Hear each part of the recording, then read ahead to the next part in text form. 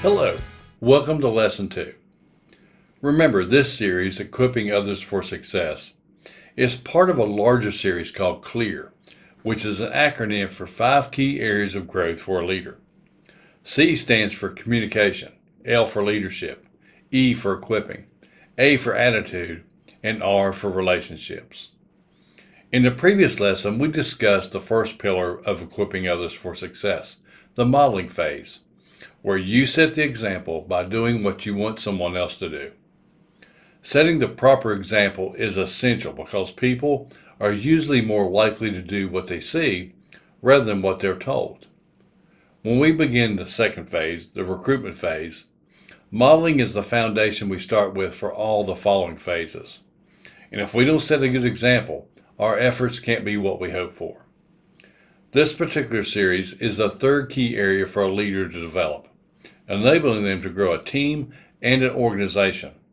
But you may still be wondering why this training is so vital for you as a leader. Because you could just lay out a job description and hire someone with the appropriate skills. Or you could hire a bunch of people to do what you tell them, a team of followers, a bunch of yes men and women, right? Well, you could, and most leaders do just that. But there's a problem with doing it that way. And that problem is that followers who haven't been properly equipped often lack a clear understanding of how to execute the future vision of your organization. Now, here's a big thing for any leader who wants to grow their organization to keep in mind. A leader's number one responsibility is to create other leaders, a team of people who won't simply cooperate and do their jobs as followers, but a team that will sustain your organization's success into the future. You want leaders who know what they're doing and how to show others how things should be done. Now, this is the ideal leadership culture, one that understands that sustainability comes from people who will lead into the future. When someone is equipped correctly, they should know what to do, how to do it, and why they're doing it.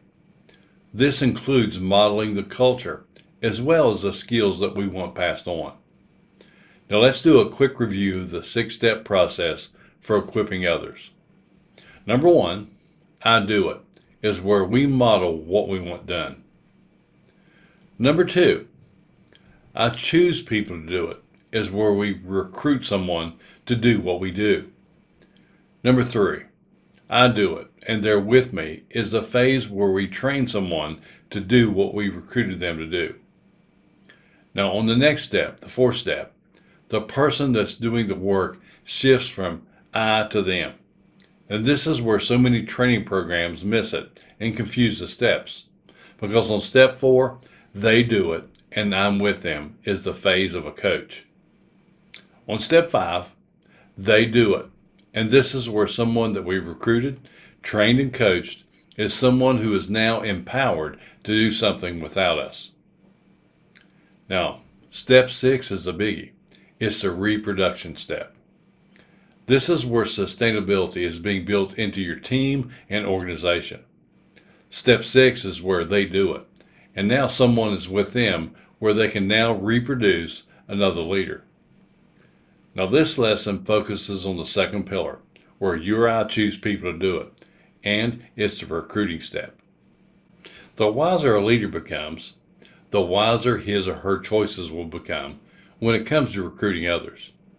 And if you're a wise and successful leader, people will want you to recruit them. Acquiring and keeping good people is the leader's most important task. And the best leaders do this better than the average leaders. So let's take a look at number 1 on page 6 of your guide. Leaders must learn the art of attracting and developing people. Now, as you recruit, remember, talent is needed, but it is never enough. Great leaders know not only how to draw on the talent of others, but also how to develop it. The great coach Lou Holtz once said, I've noticed that I'm a lot better coach when I have good players. So we all need good players. And a good recruiter knows that talent is always important, but it's not the only thing to look for. We have to consider their personal agendas and aspirations, their coachability, and that involves their attitude. Now remember, as leaders, we're only as good as the team we build. We must model good attitudes, teach ability, and then recruit for it. In your guide, look at number 2. Chris Hodges says, recruit and develop leaders every day. And why is that? Well, it's because your vision and your dream can never outpace the people that you need to pull it off. And you may ask, how do you find and recruit great leaders? Well, here are 3 ways. The first one is, gather many to find one. We all know that putting all your eggs in one basket is never wise, because people change. So it's wise to invest in more than one person, even small groups of people. Remember, it doesn't matter what our vision is if we don't have enough people to pull it off. Now, why is developing in groups a good idea? Well, because when we do, we have options, and the best options always rise to the top. Now, here's the second way to find and recruit leaders. Know who you're looking for. That means people with the qualities you want your team and organization to have. And remember, we can't expect people to display the right qualities if we haven't clarified and modeled them first. A good place to start is with what Patrick Lencioni describes as an ideal team player. There are 3 types of people to be on the lookout for. And the first thing is to look for someone who is humble. Now, false humility is not always easy to detect. Still, self-promotion is a pretty good indicator if someone's about their own recognition and success and doesn't work well in a team environment. Now, a good way to uncover humility or hidden pride is to ask the recruit how they handled a previous tough situation or resolved conflict on an existing or previous team. Personal accountability and ownership are what you're looking for. Deflecting or blaming others is a red flag and an opportunity for growth. So be aware and cautious before recruiting a person with this mindset. The second quality to look for is found in a person who is hungry. When a person wants to be part of something bigger than where they are right now, they're hungry for success. Now, personal ambition is not a bad thing, but it can be if someone has a selfish motive or attitude. So take your time to discern a person's motives and to determine if he or she is a good fit for your team. Watch for enthusiasm about the organization's vision and mission, and ask how he or she can add value to them on your team. The third thing to look for when looking for an ideal team player and potential leader is to look for smart people. Talent and ability count for a lot. You can only be good as the leaders you surround yourself with. A person's certifications, diplomas, and strong resumes should help determine your choices. Remember, though talent counts for a lot, we still have to understand we can't base our decisions solely on that talent. Remember what I said. Talent is never enough when it comes to teamwork. Talent affects a lot of things, but attitude affects everything and will affect how that talent is presented and received. So far, we've learned 2 ways to recruit others and 3 things to be on the lookout for. We know we must first gather many to find one, and secondly, to know who we're looking for. The ones we're looking for must be humble, hungry, and smart. On page 8 of your guide, look at number 3, which tells us the third thing that we must do in order to recruit successfully. Learn how to communicate a vision that people want to join. Now, leadership is ultimately about creating a way for people to make extraordinary things happen. And there are 2 ways to describe the vision that you should be communicating. Number 1, your vision needs to be compelling and idealistic. It should inspire and generate creativity and innovation in your team. And number 2, your vision should be challenging.